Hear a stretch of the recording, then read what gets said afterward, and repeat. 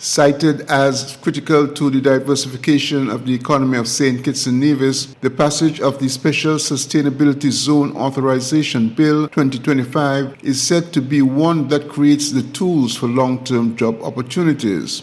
According to the move of the Bill Dr Terrance Drew, Prime Minister of St. Kitts and Nevis, the new legislation sets the framework for approving large investment projects and sets a clearer route for large investors while ensuring environmental protection and adherence to the components of the Sustainable Island State agenda. In the 11th August sitting of the St. Kitts and Nevis National Assembly, Dr. Drew outlined important aspects of the legislative tool. Think of it as a legally designated area, large or small, where a developer agrees to meet strict standards and timelines. And government agrees to provide clear, predictable conditions. The rules are tailored to the project, but the guardrails are firm, Madam Speaker. And I want to say that again, the guardrails are firm. Sustainability targets, climate resilient infrastructure, investment protection, and respect for our Constitution. It is a deal with discipline, Madam Speaker. I want to stress that. Madam Speaker, what will a zone have to deliver? The bill sets hard tests up front before any agreement is signed.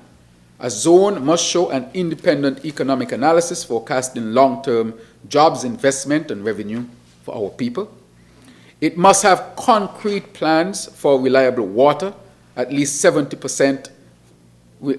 It must have concrete plans for reliable water, at least 70% renewable energy, strong waste reduction and recycling, hurricane and earthquake resistant buildings, public safety and emergency response, fair dispute resolution, and available health services.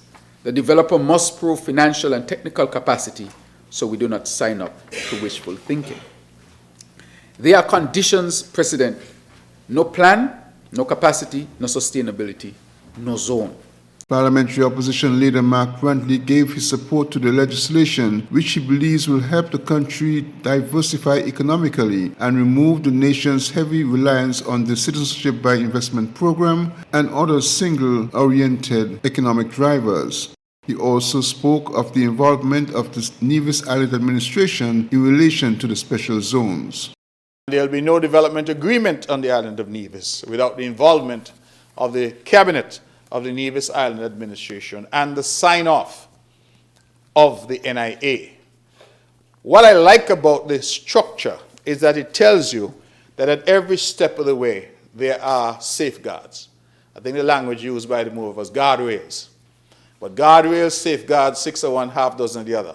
They are the necessary safeguards to ensure oversight, to ensure that if a zone is declared on St. Kitts, naturally the government of the day would have those safeguards in place and that oversight.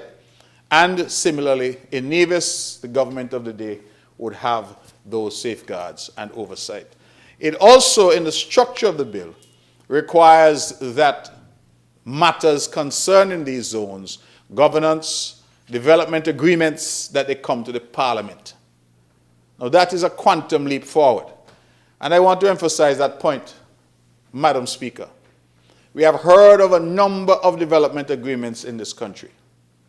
And the average parliamentarian, far less a member of the public, has no idea what those agreements are, what they entail, what they provide for. This framework is saying that if there is any agreement with a developer, it must come to the Parliament. If it's in St. Kitts, it must come to the National Assembly. And if it is in Nevis, it must come to the Nevis Island Assembly as well.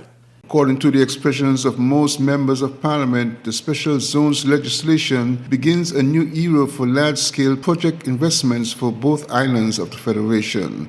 Glenn Bart reporting for SK Newsline.